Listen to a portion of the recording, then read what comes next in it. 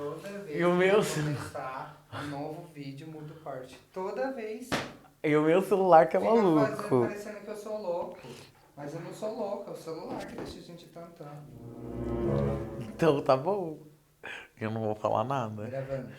Hello, meu Brasil brasileiro! Hoje, mais uma vez, eu quero falar sobre coisa séria. Vamos falar sobre moda? Você já pensou que dress code ou código de vestimenta pode ser problemático? Então, ó, vem aqui bater um papo sobre isso comigo hoje, hein? Então, quem gosta aí, ó, as gatinhas que já gostam de moda, já tem aquelas amiguinhas também, então já compartilha o vídeo com todo mundo, deixa o like aqui e comenta. Vocês acham que dress code pode ser problemático? Sim ou não? E bora comigo! Dona Produção, roda a vinheta pra gente começar.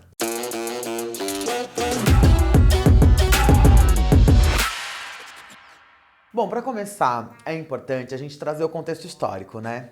Na verdade, não temos um registro histórico do momento exato em que surgiram os códigos de vestimenta, ou ao menos quando exatamente surgiu a expressão dress code. Mas se a gente der uma olhada na história, vemos que momentos de hierarquia sempre tinham as roupas como sendo um dos pontos para diferenciar classes sociais umas das outras. Olha que absurdo. Um dos primeiros exemplos é a distinção entre nobres e plebeus, ainda lá na época das monarquias. Quanto mais adereços as pessoas portavam, mais poder elas tinham na estrutura social. Tanto que temos registros históricos que homens e mulheres com poder portavam o quê? Vestidos bufantes, camisas de gola, babados, longos paletós. Ai, aquela coisa, né? Bem exagerada. Em contrapartida, quem era escravizado usava roupas simples de algodão, desgastadas, com tecidos que eles eram reutilizáveis e já tinham sido usados para ensacar o café. Se o jeito que nos vestimos mostra como queremos que o mundo nos veja,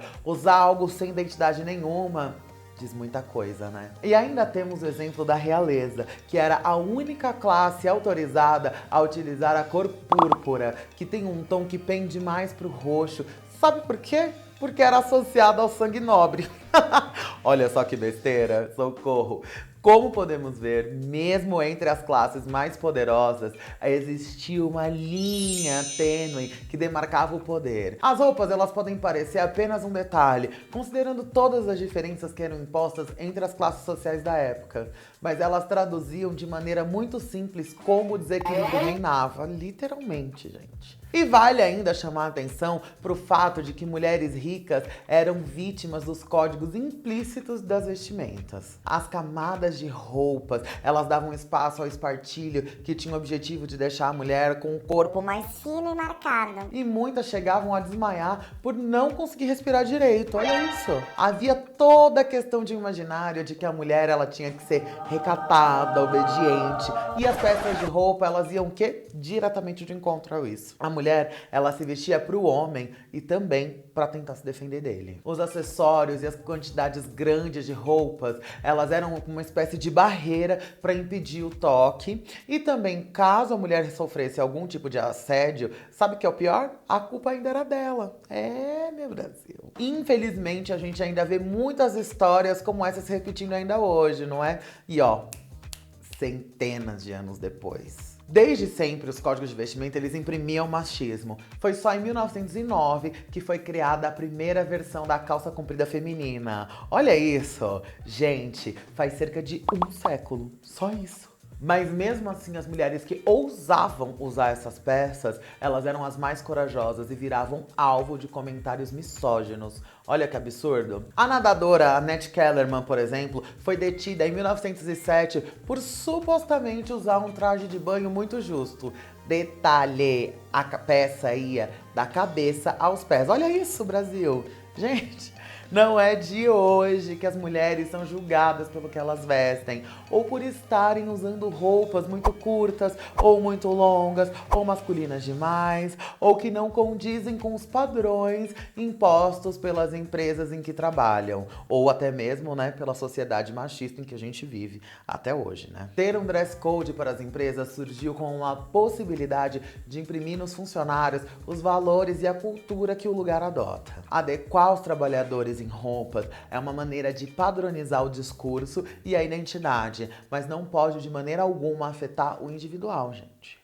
Quando a empresa ultrapassa a linha do bom senso e exige um cabelo diferente, um corpo diferente, ou se incomoda com o tom de pele do funcionário, ela tá usando o código de vestimenta como uma justificativa para ser, sabe o quê?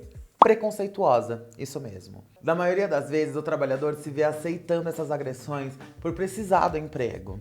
Então, também é uma atitude classicista que se impõe a quem não pode revidar. O dress code ele pode estar associado aos valores e visões da empresa de uma maneira simbólica, mas também pode ser hierárquico e abusivo, viu? Até que ponto o trabalhador pode questionar sem ter medo de perder o emprego? Toda essa questão é estrutural e vem de problemas sistêmicos que remontam lá aos séculos onde as diferenças da forma de se vestir eram muito mais evidentes do que são hoje. Inclusive, algumas delas até citadas no início desse vídeo. A história afeta diretamente o que vivemos hoje e aprender sobre ela responde a muitas questões. Então, respondendo a pergunta feita lá no início, acredito que sim. O dress code pode ser interpretado como uma maneira de controle sobre o trabalhador. Cada um de nós possui várias identidades, como gênero, etnia, orientação sexual e muitas outras.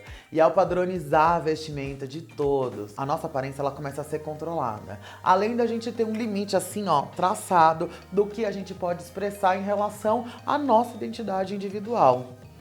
Louco isso, né? E quem não está sujeito às regras de vestimentas exerce o poder, por não precisar obedecer ao mesmo que os outros. Então, ó, você quer ver alguns exemplos de conduta abusiva de empresas em relação a dress code? Então, ó, vamos a eles, olha lá, olha lá. Na Inglaterra, uma funcionária foi demitida por se recusar a utilizar saltos altos no trabalho. Em Minas Gerais, uma mulher negra foi demitida por causa do seu cabelo. Gente, um absurdo. Segundo a supervisora que a demitiu, as suas tranças afro estavam fora do dress code da empresa. Olha só o racismo, como ele aparece em pequenas nuances. E ainda em Minas, um local divulgou vagas de emprego proibindo mulheres gordas e negras de se candidatarem.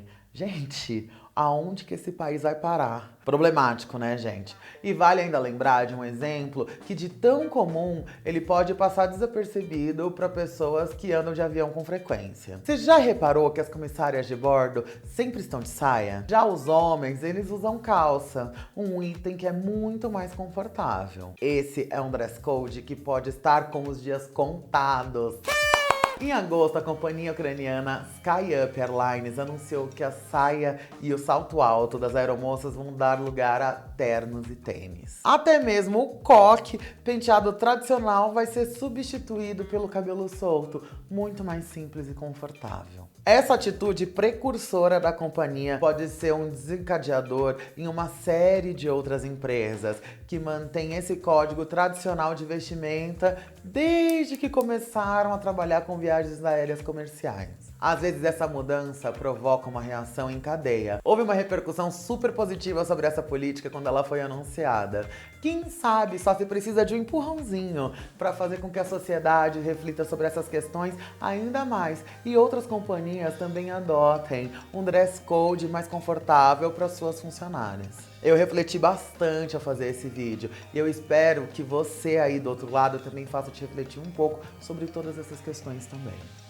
O que vocês acharam desse vídeo de hoje, hein? Espero que tenham gostado do tema. Então, ó, comenta aqui o que vocês acham sobre o uso de dress code nas empresas. Ela é uma maneira de controlar os funcionários ou vocês não concordam com isso? Não se esqueçam de deixar aqui, ó, o seu like, ativar o sininho e se inscrever, porque domingo que vem tem mais Bonecuxa aqui de volta. Beijo, beijo!